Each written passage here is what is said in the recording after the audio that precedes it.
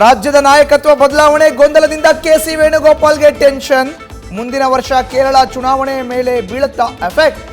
ಆದಷ್ಟು ಬೇಗ ಗೊಂದಲಗಳಿಗೆ ಇತಿಶ್ರೀ ಹಾಡೋಕೆ ತಯಾರಿ.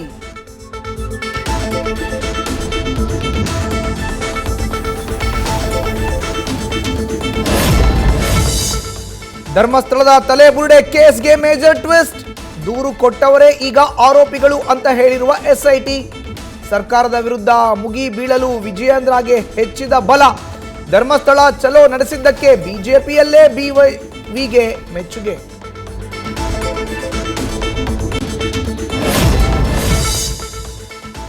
ಇವತ್ತು 4ನೇ ದಿನದ ಚಳಿಗಾಲದ ಅಧಿವೇಶನಕ್ಕೂ ಪ್ರತಿಭಟನೆ ಬಿಸಿ. ಕಬ್ಬು ವಿಚಾರದಲ್ಲಿ ರಾಜ್ಯ ರೈತ ಸಂಘದಿಂದ ಪ್ರತಿಭಟನೆ. ಒಟ್ಟು 8 ವಿವಿಧ ಸಂಘಟನೆಗಳಿಂದ ಹಲವು ಬೇಡಿಕೆಗಳಿಗೆ ಈಡೇರಿಕೆಗೆ ಆಗ್ರಹಿಸಿ ಪ್ರತಿಭಟನೆ.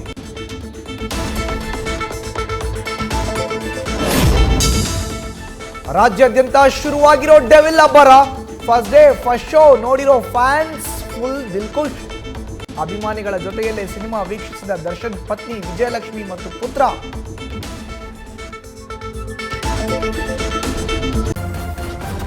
ನ್ಯೂಸ್ ಫಸ್ಟ್ ನಿರ್ಭೀತಿಯಿಂದ ನಿಮ್ಮ ಪರವಾಗಿ.